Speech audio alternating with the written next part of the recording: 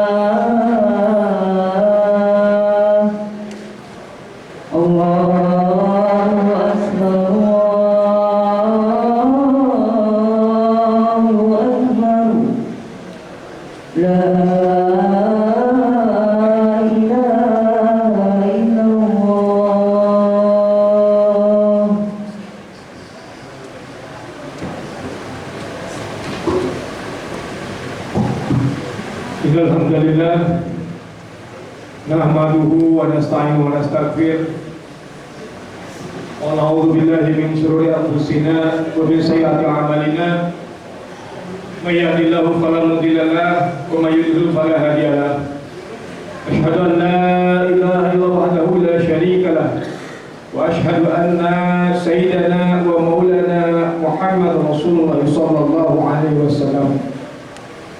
Allahumma salli ala Sayyidina Muhammad wa ala ali Sayyidina Muhammad kama sallaita ala Sayyidina Ibrahim wa ala ali Sayyidina Ibrahim wa barik ala Sayyidina Muhammad wa ala ali Sayyidina Muhammad kama barakta ala Sayyidina Ibrahim wa ala ali Sayyidina Ibrahim fil alamin innaka Hamidum Majid. Ya ayyuhal hadirun ittaqullaha haqqa tuqatih wa la tamutunna illa wa antum muslimun. Amma ba'd. Ma'asyiral muslimin rahimakumullah. Mengawali khutbah Jumat pada siang hari ini, di hari yang penuh keberkahan ini, khatib berwasiat khususnya kepada diri khatib sendiri, umumnya untuk kita semua, untuk selalu meningkatkan keimanan dan ketakwaan kita kepada Allah Subhanahu wa taala dengan senantiasa berupaya melakukan semua kewajiban dan meninggalkan setiap apa yang dilarang oleh Allah Subhanahu wa taala. Hadirin rahimakumullah, akhir-akhir ini beberapa waktu kebelakang kita disuguhi tontonan, baik itu di media sosial maupun media streaming, sesuatu hal yang begitu menyayat dan mengiris hati kita semuanya.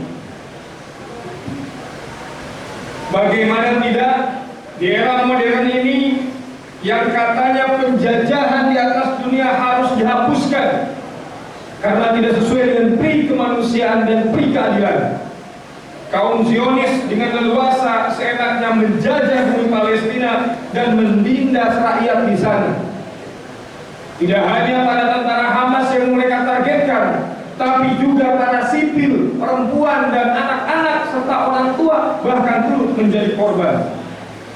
Serangan demi serangan terus dilancarkan kepada rakyat yang tidak berdosa.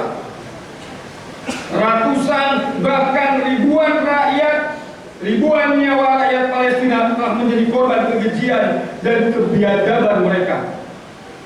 Sebagai umat Islam dan warga negara Indonesia, sudah tentu kita mencintai dan membela Palestina. Hadirin rahimakumullah, paling tidak ada 9 alasan kenapa kita harus membela dan harus mencintai Palestina. Yang pertama, di sana tempat terdapat, sekali lagi, di sana di Palestina, di mana terdapat Masjid Al-Aqsa yang menjadi masjid tertua di dunia setelah Masjid Al-Haram. Dibangun pertama kali oleh Nabi Adam alaihissalam 40 tahun setelah beliau membangun Masjidil Haram. Kemudian kedua, Masjid Al-Aqsa yang berada di kota Baitul Maqdis Palestina pernah menjadi kiblat sholat selama 17 bulan setelah Rasulullah SAW berhijrah dari Mekah ke Madinah. Kemudian yang ketiga, Masjid Al-Aqsa berada di kota Baitul Maqdis Palestina adalah titik akhir perjalanan Isra dan titik awal perjalanan Mi'raj. Isra dan Mi'raj adalah satu mukjizat terbesar Allah yang Allah anugerahkan kepada baginda Rasulullah SAW. Di sanalah baginda Nabi melakukan sholat berjamaah, mengimani seluruh Nabi dan Rasul, mulai dari Nabi Adam alaihissalam hingga Nabi Isa alaihissalam. Hadirin rahimakumullah, yang keempat, alasan kita kenapa harus mencintai dan membela Palestina adalah di mana Palestina adalah negeri para Nabi dan Rasul. Banyak sekali para Nabi dan Rasul yang pernah tinggal dan berdakwah menyebarkan Islam di sana.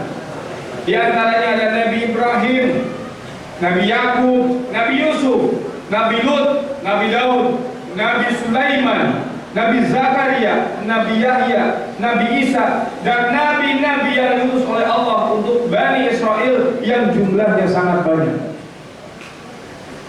Kemudian kelima, hadirin rahimakumullah, di Palestina, di sana terdapat kota Baitul Maqdis, Ardhul Mahsyar wal Mansyar, tempat dikumpulkannya seluruh manusia menjelang hari kiamat yang masih hidup kala itu. Kemudian keenam, di Baitul Maqdis itulah di sana Dajjal akan terbunuh di tangan Nabi Isa alaihissalam. Sebagian riwayat menyatakan bahwa saat ini kaum Yahudi dengan peperangan yang terjadi, mereka sedang memancing datangnya Dajjal, di mana menurut mereka Dajjal lah yang akan memimpin mereka untuk mendapatkan kejayaan di dunia ini.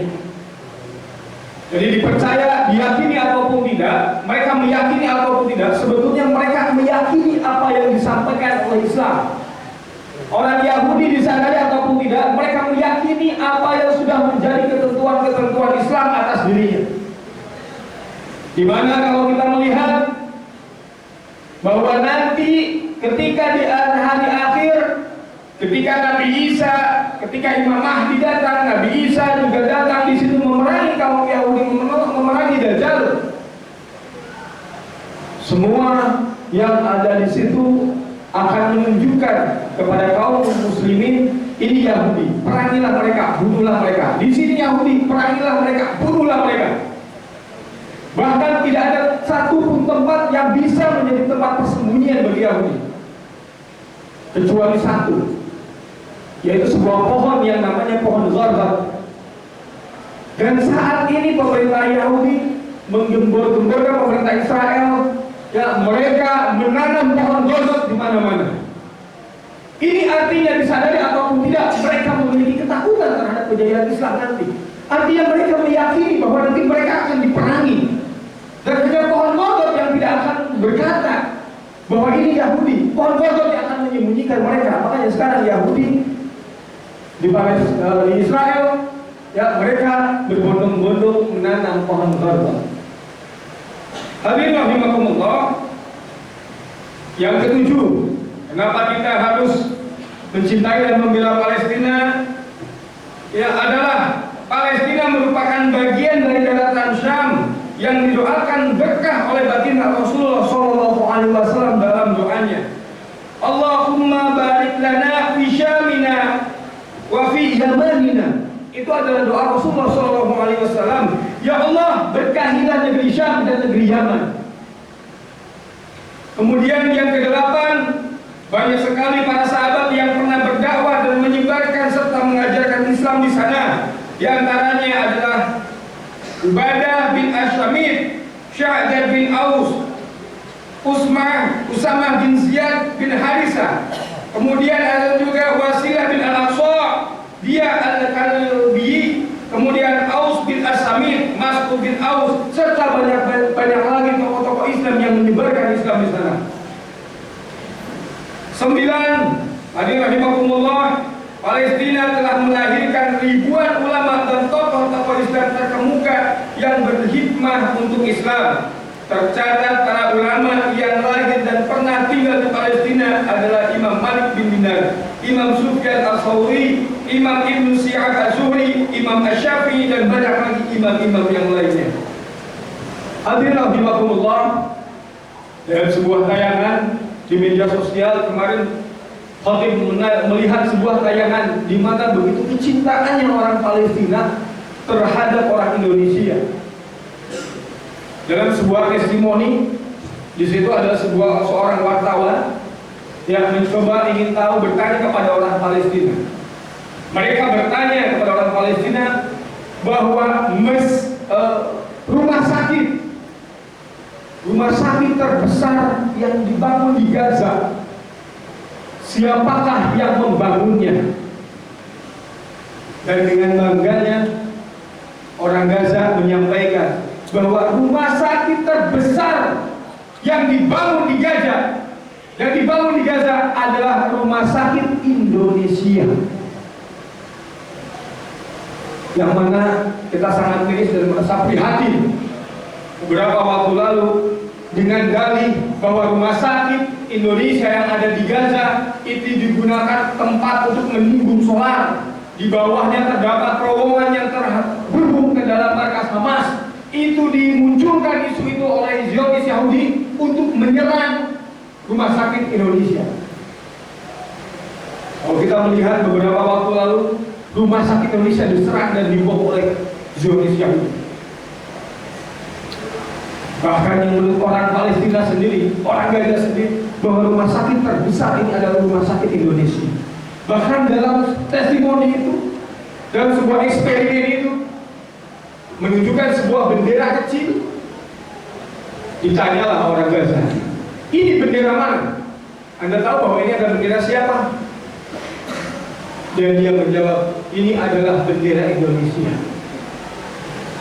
Kemudian yang melakukan eksperimen itu kembali bertanya kepada orang Palestina tersebut, menyampaikan bahwa saya punya $100. Saya kasih uang ini untuk Anda, $100. Kemudian saya kasih korek. Sekarang silahkan Anda bakar bendera Indonesia. Apa yang dilakukan oleh sahabat kita di Gaza? Saya tidak akan menodai dan saya tidak akan mencederai Indonesia, karena saya mencintai Indonesia, karena orang Indonesia begitu mencintai saya. Maka sini uang $100 diambil dan saya bakar korek ini, akan saya gunakan untuk membakar uang $100 itu daripada saya gunakan untuk membakar bendera Indonesia. Betapa kecintaan orang Gaza terhadap kita orang Indonesia. Hadirin rahimakumullah.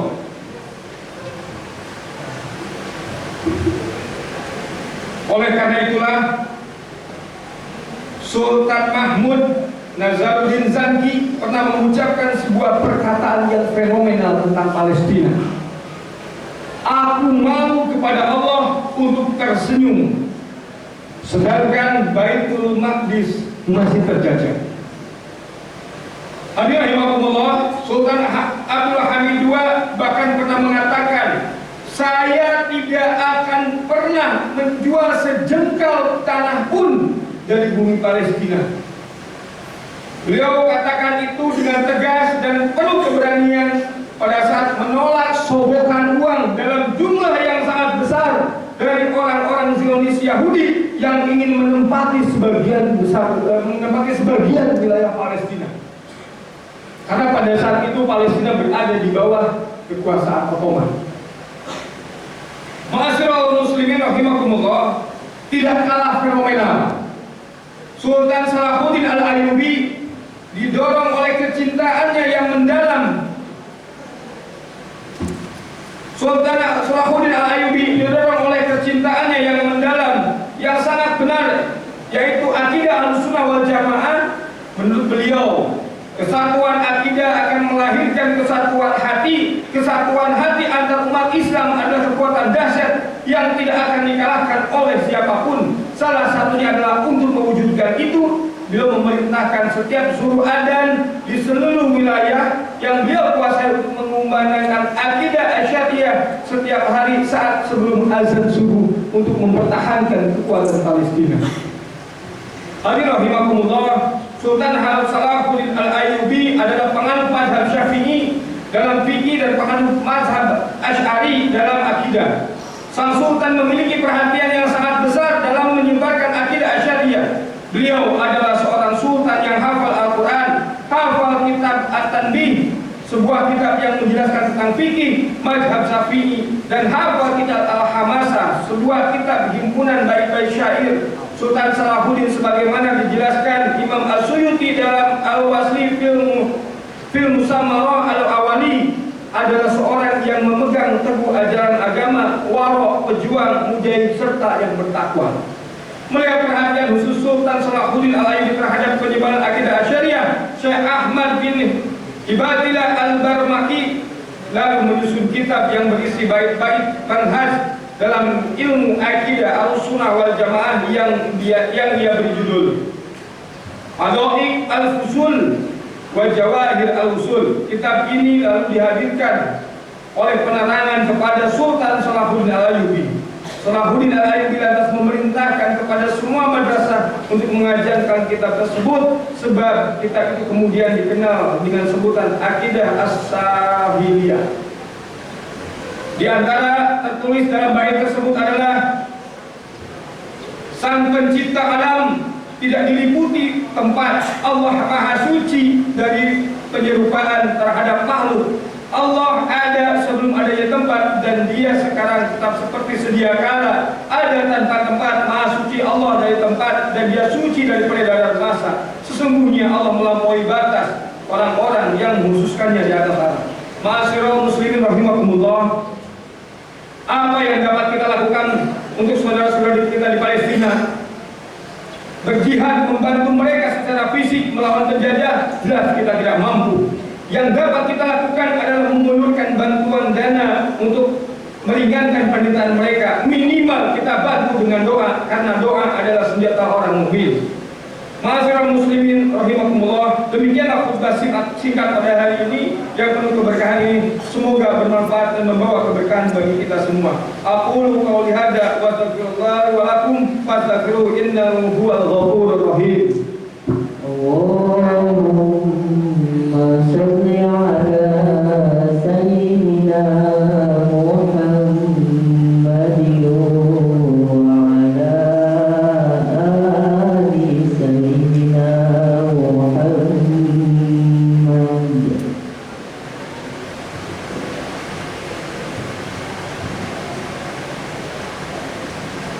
Alhamdulillah wa kafa wa usalli wa usallim ala sayyidina Muhammadil Mustafa wa ala alihi wa ashabihi ahlil wafa. Ashhadu an la ilaha illallah wahdahu la syarika lah, wa ashhadu anna sayyidina Muhammadan abduhu wa rasuluhu, amma ba'du.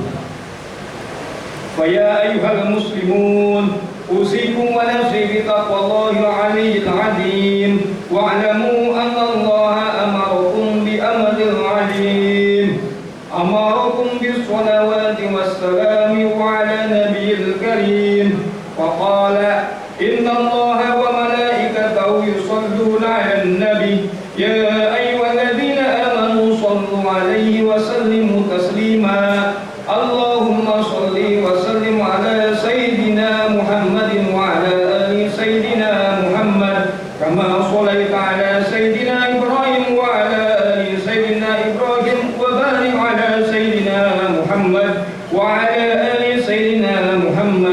كما باركت على سيدنا إبراهيم وعلى آل سيدنا إبراهيم في العالمين إنك حميد مجيد.